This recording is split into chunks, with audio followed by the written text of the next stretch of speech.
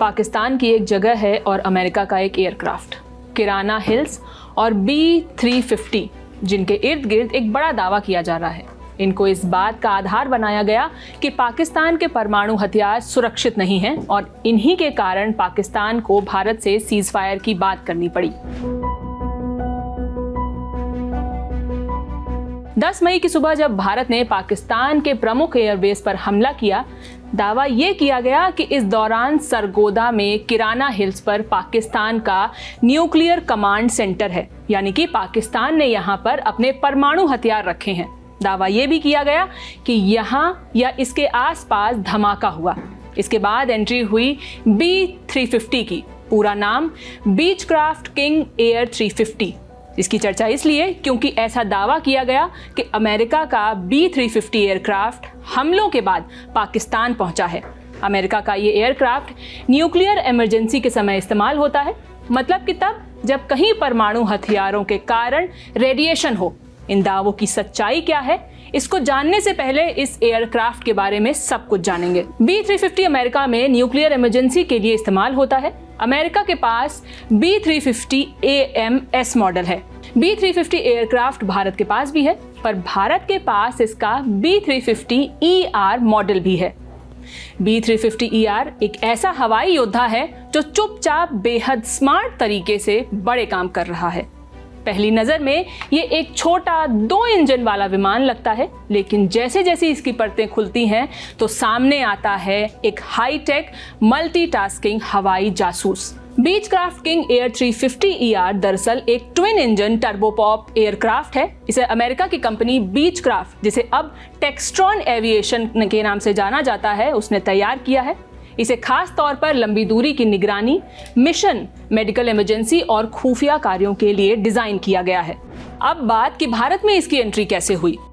दरअसल भारत ने इस मल्टीपर्पस एयरक्राफ्ट को अमेरिका से खरीदा। हालांकि डील की सटीक जानकारी सरकार ने सार्वजनिक नहीं की है, लेकिन अनुमान है कि भारतीय वायुसेना, नौसेना और कुछ खुफिया एजेंसियों के पास मिलाकर बीचक्राफ्ट के करीब 50 विमान हैं, जिसमें कई 350 ER मॉडल भी शामिल हैं। ये विमान धीरे धीरे भारत के डिफेंस इंफ्रास्ट्रक्चर का अभिन्न हिस्सा बनते जा रहे हैं। किंग एयर 350 ER की सबसे बड़ी ताकत इसकी टेक्नोलॉजी और भरोसेमंद परफॉर्मेंस है। इसका engine 2X Pratt and Whitney PT6A 60A turboprop है और हर एक इंजन 1050 हॉर्स पावर वाला है। ये 578 किलोमीटर घंटे की क्रूज स्पीड से चलता है। बात इसकी रेंज की करें तो ये एक बार में उड़ सकता है 4985 किलोमीटर तक और इसकी अधिकतम ऊंचाई 35,000 फीट की है और इसकी पेलोड क्षमता 3240 किलो है और ये सब महज एक छोटे कॉम्पैक्ट एयरक्राफ्ट में है। इस विमान में लगा है Collins pro line 21 avionic system, यानी कि ये उड़ता हुआ डिजिटल कंट्रोल रूम है। इसमें है 3 touch screen displays, synthetic vision, मौसम का रडार, टेरेन अवॉइडेंस सिस्टम और दिन रात निगरानी के लिए EOIR माने इलेक्ट्रॉनिक, ऑप्टिकल और इंफ्रारेड सेंसर। इसके चलते ये विमान सिर्फ उड़ता ही नहीं, हर पल आसपास की हरकतों को रिकॉर्ड और इसका एनालिसिस भी करता है। हर मिशन के लिए फिट किंग एयर 350 ER की असली ताकत इसकी वर्सेटैलिटी है। चाहे निगरानी हो या मेडिकल इमरजेंसी, ये हर भूमिका में अव्वल है। सीमा पार दुश्मन की हलचल पर पैनी नजर रख सकता है, जिससे बॉर्डर और कोस्टल एरियाज की निगरानी होती है। आपदा राहत यानी डिजास्टर मैनेजमेंट के दौरान बाढ़, भूकंप जैसे संकट में सबसे तेज पहुंचने वाला ये सहायक है। मेडिकल इमरजेंसी के दौरान एयर एम्बुलेंस का काम करता है। साथ ही नए पायलटों की ट्रेनिंग के लिए भी ये सबसे भरोसेमंद एयरक्राफ्ट माना जाता है। अब आपको बताते हैं कि बीचक्राफ्ट किंग एयर 350 ER दुनिया में कहां-कहां उड़ रहा है।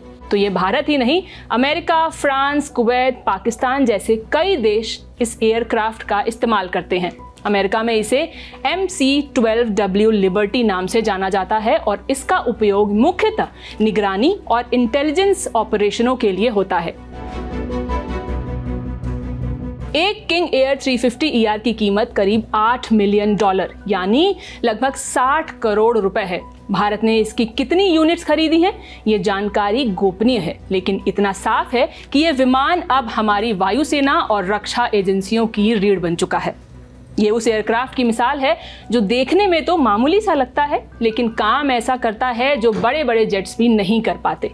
इसकी कुछ और विशेषताएं भी आपको बताते हैं।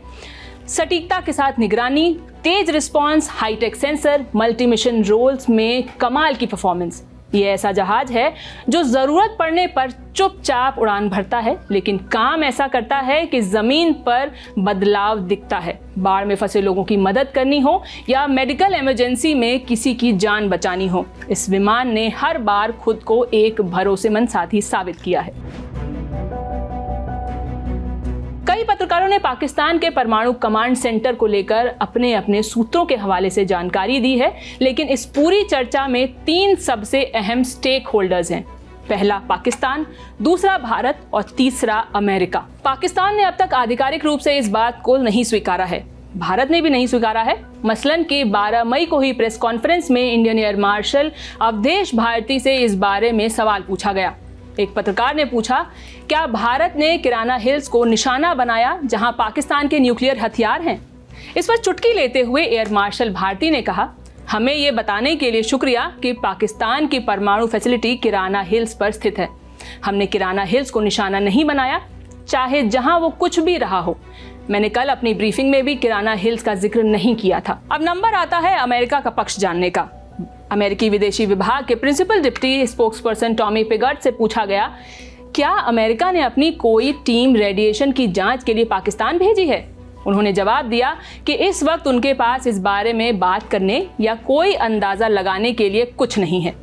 इस खबर को लिखा है मेरे साथी दिग्विजय और रवि सुमन ने। मैं हूं शिवानी। बाकी खबरों के लिए देखते रहिए द ललन टॉप। बहुत बहुत शुक्रिया।